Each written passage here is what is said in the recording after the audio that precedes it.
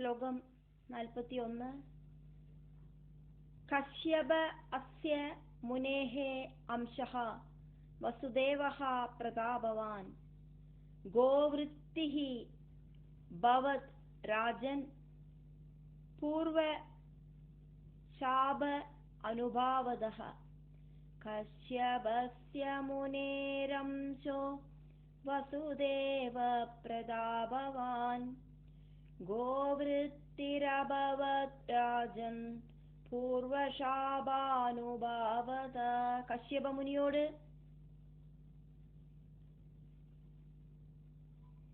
അംശത്തില് ജനിച്ച ഭഗവാൻ ശ്രീകൃഷ്ണൻ பூர்வஜென்மத்தில் கிடைச்ச சாபத்தால பகவான் ஸ்ரீகிருஷ்ணனுக்கு கோக்களை மேய்க்க வேண்டின அந்த வேலையை സ്വീകരിக்க வேண்டி வந்தது. ശ്ലോകം 42. കശ്യപസ്യ ച ദ്വേ പത്ന്യൗ ശാപാദ് അത്ര മഹീപതേ അതിഥിഃ സുരസാ ച ഏവം അസദുഃ പൃഥ്വീപദേ കശ്യപസ്യ ച ദ്വേ പത്ന്യൗ ശാപാദത്ര മഹീപതേ അതിഥി സുരസാ ചൈവമാസദു പൃഥ്വീപദേ. ராஜாவே, ஜனமேஜய ராஜாவே அப்படின்னு கூப்பிடுறார் வியாசர். என்னட்டு சொல்றார், கஷ்யபனுக்கு 2 பத்னிகள் இருந்தா, அதிதியும் சுரசையும். சாபத்தால அவ பூமியில வந்து பிறந்தா. 43வது ஸ்லோகம். தேவகி ரோஹிணி ச உபே பகின்யௌ பரதர்ஷபா வருணேன மகான் சாபஹ தத்தஹ கோபாத் இதி ஸ்ருதம். தேவகி ரோகிணி சோபே பகின்யௌ பரதர்ஷப வருணேன மகான் சாபோ தத்த கோபாதிதி ஸ்ருதம்.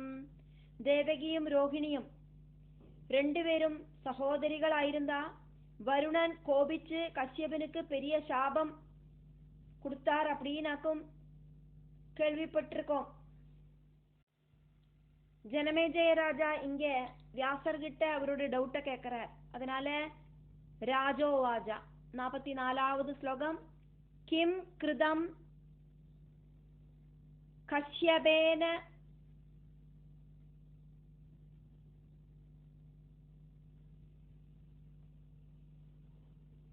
அகஹ ஏன சப்தஹ மகான் ரிஷிः ஸ்வபார்யः சஹ கதம் ஜாதः தத் வதஸ்வ மகாமதே. கிம் கிருதம் கஷ்யபேனாவோ ஏன சப்தோ மகான் ரிஷி சபார்ய ச கதம் ஜாதஸ்தத் வதஸ்வ மகாமதே. சாபம் கிடைக்கிற அளவுக்கு பெரிய பெரிய சிரேஷ்டனாயிருக்கிற கஷ்யப மகர்ஷி மனைவியோடு கூடிட்டு என்ன பாபமாக்கும் செஞ்சார் அப்படிங்கிறத சொல்லி தருங்கோ. 45வது ஸ்லோகம். கதம் ச பகவான் விஷ்ணு தத்ர ஜாதஹ அஸ்தி கோகுலே வாசி வைகுண்ட நிலையே ரமாபதிः அகண்டிதः. கதம் ச பகவான் விஷ்ணுஸ்தத்ர ஜாதோஸ்தி கோகுலே வாசி வைகுண்ட நிலையே ரமாபதிரகண்டிதா. வைகுண்டத்துல லக்ஷ்மி தேவியோடு கூடிட்டு வசிக்கிற பூர்ணனாயிருக்கிற பகவான் விஷ்ணு வைகுண்டத்தை கம்பேர் பண்ணி, பூமியையும் வைகுண்டத்தையும் கம்பேர் பண்ணி பார்க்கறத ரொம்ப ரொம்ப ரஜோகுணமும் தமோகுணமும் எல்லாம் இருக்கிற இந்த பூமியில வந்து கோகுலத்துல வந்து ஜனிக்கிறதுக்கு என்னவாக்கும் காரணம்? வைகுண்டம் அப்படிங்கிறது சத்குணம் மட்டும் இருக்கிற ஒரு உலகமாக்கும். அங்கேருந்து பகவான் விஷ்ணு இந்த பூவுலகில வந்து கோகுலத்துல ஜனிக்கிறதுக்கு என்ன காரணம்? 46வது ஸ்லோகம். நிதேஷாத் கஸ்ய பகவான் வர்த்ததே பிரபுஹு அவ்யயஹ நாராயணஹ सुरश्रेष्ठः युगादिः सर्वधारकः निदेशात् कस्य भगवान् वर्तते प्रभुरव्यय नारायण सुरश्रेष्ठो युगादि सर्वधारका. பரம்பொருள் ஆதிகாரணனாய் இருக்கிற பகவான், நாசமில்லாத பகவான், எல்லாத்துக்கும் காரண பூதனாய் இருக்கிற, மூலாதாரனாய் இருக்கிற, பிரபுவாய் இருக்கிற, தேவர்களோடு சிரேஷ்டத்துவமாய் இருக்கிற பகவான் நாராயணன் ஆரோடு ஆജ്ഞையை സ്വീകരിച്ചിട്ടാക്കും இப்படி பிரவர்த்திக்கிறார்? ஆறு சொல்லியாக்கும் அவர் இப்படி எல்லாம் வேலைகளை பண்றார்? 47வது ஸ்லோகம். ச கதம் சதனம் த்யக்த்வா கர்மவான் இவ மானுஷே கரோதி ஜனனம் கஸ்மாத் அத்ர மே சம்சயः மகான். ச கதம் சதனம் த்யக்த்வா கர்மவான் இவ மானுஷே கரோதி ஜனனம் கஸ்மாத் அத்ர மே சம்சயோ மகான். அந்த விஷ்ணு அவரோட வைகுண்டவாசத்தை தற்காலிகமாக நிப்பாட்டி மனுஷலோகத்துல கர்மம் செய்யறவன மாதிரி ஜனிச்சது எதனால? அதாக்கும் என்னோட ரொம்ப ரொம்ப பெரிய சந்தேகம். வைகுண்ட லோகத்துல அவருக்கு எந்த விதமான கர்மமும் இல்லை. ஆனா இந்த பிரபஞ்சத்துல ஜனிச்சானாக்கா, அதுவும் இந்த பூலோகத்துல ஜனிச்சானாக்கா பிரவൃத்திகள் பண்ணிண்டே இருக்கணும். அப்படி பகவான் இந்த பூலோகத்துல ஜனிச்சது எதனால? 48வது ஸ்லோகம். பிராப்ய மானுஷ தேஹம் து கரோதி ஜ விடம்பனம். பிராப்ய மானுஷ தேஹம் து கரோதி ச விடம்பனம். பாவான்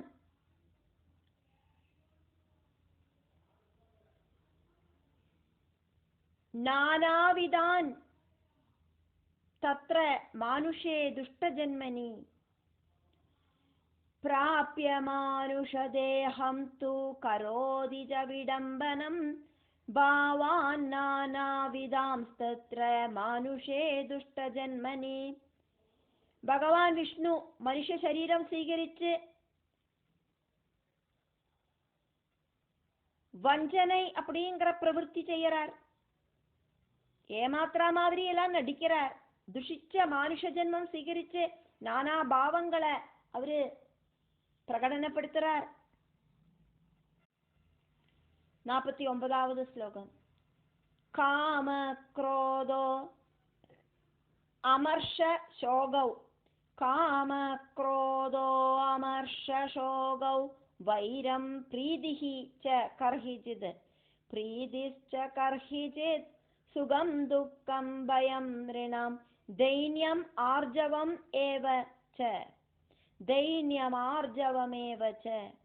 காம க்ரோதோ அமர்ஷ சோகௌ வைரம் பிரீதிश्च கர்ஹிஜித் சுகம் துக்கம் பயம் ரிணாம் தைன்யம் ஆர்ஜவமேவ ச. காமம் க்ரோதம் அமர்ஷம் சோகம் வைரம் பிரீதி சுகம் துக்கம் பயம் தைன்யம் ஆர்ஜவம், இப்படி இருக்கிற பலவிதமான பாவங்களை அவர் ஸ்வீகரிக்கிறார். 50வது ஸ்லோகம். துஷ்கிருதம் சுகிருதம் ச ஏவ வஜனம் ஹனனம் ததா போஷணம் சலனம் தாபஹா விமர்ஷஹா ச விகத்தனம். துஷ்கிருதம் சுகிருதம் சைவ வஜனம் ஹனனம் ததா போஷணம் சலனம் தாபோ விமர்ஷஸ்ச விகத்தனம். துஷ்கிருதம் சுகிருதம், சௌமியமான பேச்சு, அதே மாதிரி கொலை பண்ணுறது, அதே மாதிரி போஷணம் பண்றது, பரிபாலனம் பண்றது, சலனம் அசையறது, சந்தாபம் விமர்சனம் ஜல்பனம், இப்படியெல்லாம் இருக்கிற பாவங்கள் எல்லாம் இந்த பூமியில பிறந்தா உண்டாகும். 51வது ஸ்லோகம். லோபஹா தம்பஹா ததா மோஹஹா கபடஹா சோஜனம் ததா ஏதே ச அன்யே ததா பாவா மானுஷ்யே சம்பவந்தி ലോഭോദംഭസ്തദാ മോഹ കപടശോചനം തഥാ ഏതേ ജാന്യേ തഥാ ഭാവാ മാനുഷ്യേ സംഭവന്തി. ലോഭം, ഡംബ്, മോഹം, കാപട്യം, അനുശോചനം ഇതും അതേമാതിരി അന്യഭാവങ്ങളും മനുഷ്യനായിട്ട് പിറந்தாനാ സംഭവിക്കും. 52ാவது ശ്ലോകം. സ കഥം ഭഗവാൻ വിഷ്ണു ത്യക്ത്വാ സുഖം അനശ്വരം കരോതി മാനുഷം ജന്മ ഭാവൈഹി തൈഹി അഭിദ്രുതം.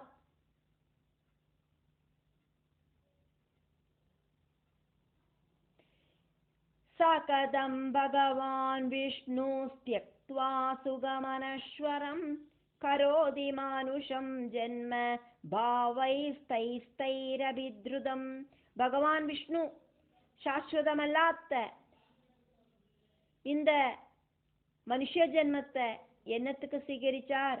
அனஸ்வரமாயிருக்கிற சாஸ்வதமாயிருக்கிற சுகத்தை வேண்டான்னு வச்சுட்டு அதது பாவங்களால கொடுமைப்படுத்தப்படுற மானுஷ ஜென்மத்தை எப்படி சீகரிச்சார்?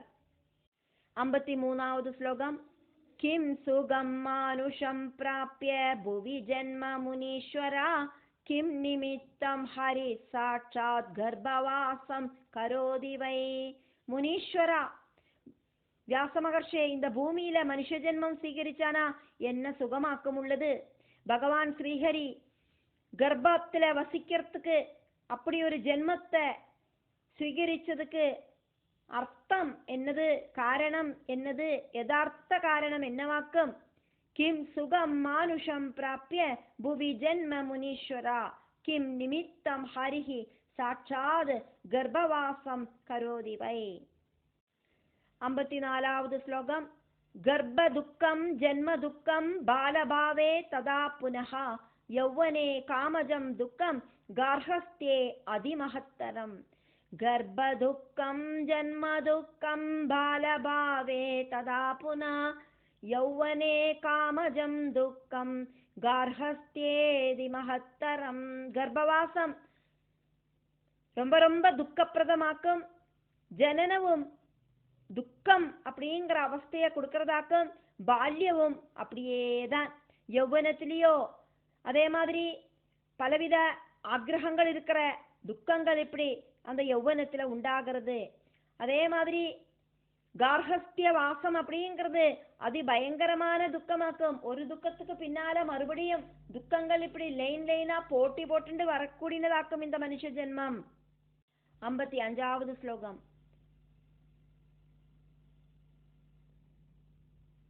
துக்கானி ஏதானி அவாப்னோதி மானுஷே த்விஜசத்தமா கதம் சஹ ഭഗവാൻ വിഷ്ണു അവതാരാൻ പുനഃ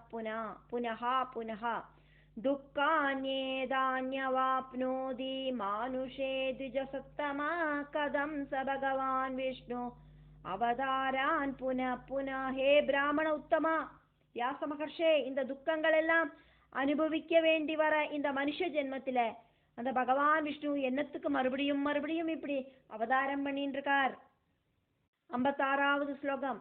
പ്രാപ്യ രാമാവതാരം ഹി ഹരിണ ബ്രഹ്മയോനിന ദുഃഖം മഹത്തരം പ്രാപ്തം വനവാസേ അതിദാരുണേ.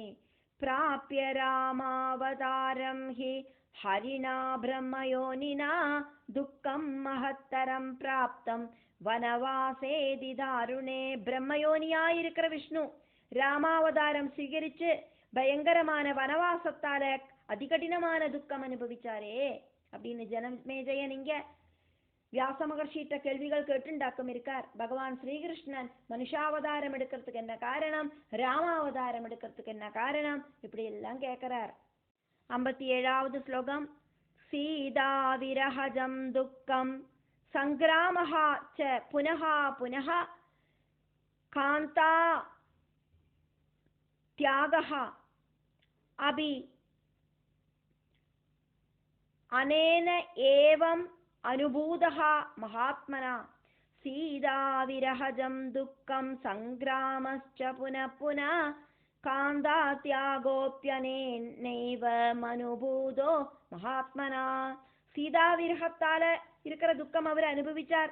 மறுபடியும் மறுபடியும் யுத்தம் செய்ய வேண்டி வந்தப்போ அந்த துக்கமெல்லாம் அவரு அனுபவிச்சார். அது மட்டுமில்லை, மனைவிய நஷ்டப்பட்டு துக்கம் அவரு அந்த மகாத்மா அனுபவிச்சாரே. சீதாதேவி கானனத்துக்கு போனோன துக்கம் அனுபவிச்சார். அது மட்டும் இல்லை, சீதாதேவி பூமிக்குள்ள தாழ்ந்து போனோன அந்த துக்கத்தையும் அவர் அனுபவிச்சாரே. 58வது ஸ்லோகம். ததா கிருஷ்ண அவதாரே அபி ஜென்ம ரட்சாகிருஹே புனः கோகுலே கமனம் ச ஏவ கவாம்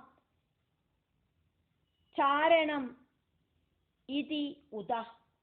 ததா கிருஷ்ணாவதாரேபி ஜன்ம ரட்சாகிருஹே புனः கோகுலே கமனம் செய்வ கவாம் சாரணமித்யுதா. அதே மாதிரியே கிருஷ்ணாவதாரத்திலையும் காராகிரகத்துல பகவான் பிறந்தார், கோகுலத்துக்கு போனார், அதுக்கப்புறம் அந்த கோக்களை எல்லாம் பரிபாலனம் பண்ணினார்.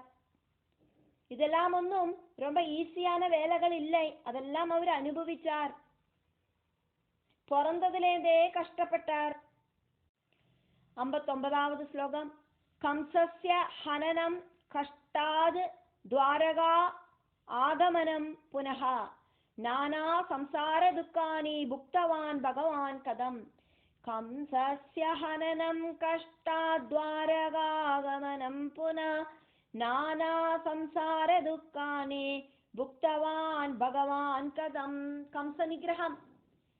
அதே மாதிரி ரொம்ப ரொம்ப சிரமப்பட்டு அந்த துவாரகைக்கு பகவான் ஓடி போனார். அதுக்கப்புறம் நிறைய நிறைய துக்கங்கள் எல்லாம், சம்சார துக்கங்கள், இதெல்லாம் பகவான் அனுபவிச்சது எப்படி? 60வது ஸ்லோகம். ஸ்வ இச்சையா கஹ பிரதிச்சேத யுக்தஹ துக்கானி ஞானவான் சம்சயம் சிந்தி சர்வஜ்ஞ மம சித்த பிரசாந்தயே. ஸ்வேச்சயா கஹ பிரதிச்சேதா யுக்தோ துக்கானி ஞானவான் சம்சயம் சிந்தி சர்வஜ்ஞ மம சித்த பிரசாந்தயே. இந்த மாதிரி துக்கங்கள் அருவிருக்கிற ஆராதும் சொந்தம் விருப்பப்படி ஸ்வீகரிப்பாளா? ஹே சர்வஜானியான வியாச மகர்ஷே, என்னோடு இந்த சந்தேகத்தை தீர்த்து வைக்கணுமே. என்னோட மன சந்தோஷத்துக்காக என்னோட எல்லா சந்தேகங்களையும் தீர்த்து வைக்கணுமே அப்படின்னு ஜனமேஜயன் இங்கே வியாச மகர்ஷிட்ட சொல்றதையாக்கும் பார்க்கிறோம். இப்படி சொல்லிட்டு 4வது ஸ்கந்தத்துல 2வது அத்தியாயம் முடிவடைகிறது. இந்த ஜீவன் பல விஷயங்களையும் அனுபவிக்கிறது.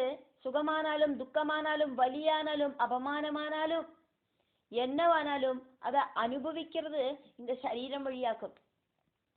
அப்போ கர்மபந்தம் அப்படின்னு இல்லை அப்படின்னா சரீரம் அப்படிங்கிறது கிடையாது. அது அக்கம் இங்க சொன்னது. கர்மபந்தம் தீர்ந்து போயிடுத்து அப்படின்னாக்கா அதுக்கப்புறமா மறுபடியும் சரீரம் சீகரிக்க வேண்டிய அவசியம் ஜீவனுக்கு கிடையாது.